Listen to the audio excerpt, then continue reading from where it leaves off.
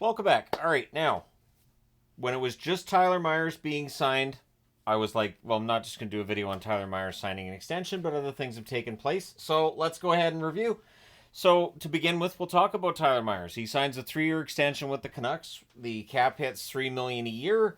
There's some risk to this because he's 35 years of age, but again, it's half the cap hit he had last season. The cap's going up, and it basically means he'll be back. He'll be on the third pairing this year. The Canucks doing a pretty good job with the cap space they've had thus far. We'll see what they do on July the 1st.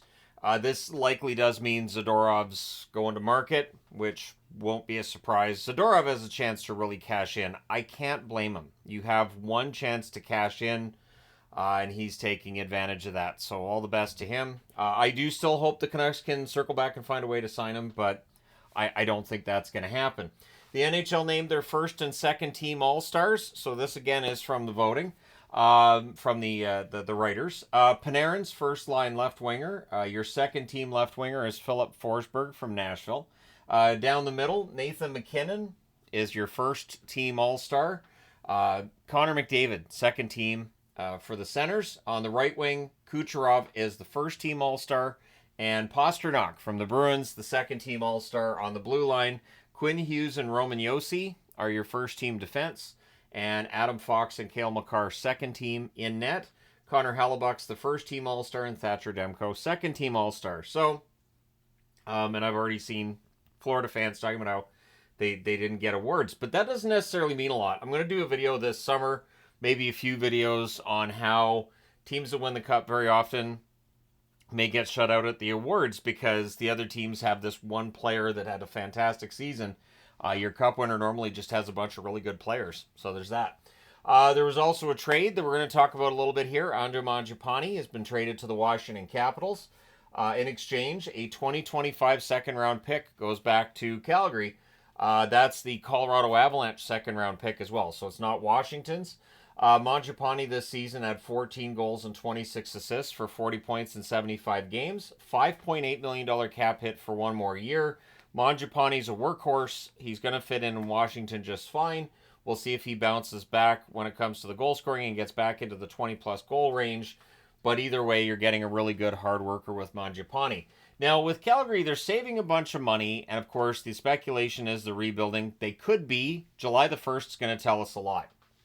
If Craig Conroy doesn't weaponize his cap space to both add from the free agent market as well as, maybe talk to other teams about contracts they may want to move, this kind of thing. If we don't see the Flames being active, then yeah, it's a rebuild.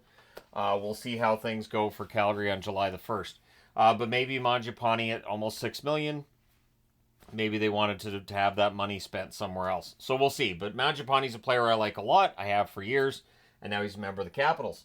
One thing I wanted to mention in this as well, all of the talk I've seen with Jake Gensel and that there's this bidding war that's on the way if Carolina can't find a way to sign him and $10+ million a year. I just wonder if he's being overrated a bit. Now, I like Jake Gensel a lot. He's a natural goal scorer and I get it. But if his cap hit ends up being above $10 million, I think we're going to be revisiting this and talking about that contract at a later date because it just feels like Gensel, who, again, I understand why he's popular and why teams want him, but there's a certain value that I think if he goes over that, we may have something else to talk about. But let me know your thoughts. Ballpark it. How much do you think Gensel gets? What do you think his cap hit's going to be for next year? Let me know your thoughts. And where do you think Gensel ends up going? Sure, well, we'll throw that in there too. Let me know your thoughts. I think I'm done for today. I think this rounds up the rest of the day for me, but we'll see. And if something else happens, I'll be right back in here to report on it. But since the award show's done, and I would imagine GMs are getting ready for tomorrow, this Washington-Calgary trade, probably the only one to happen tonight. So let me know your thoughts. Hit like and subscribe if you've not done so already. Thank you guys so much for all your support. I will talk to you again soon.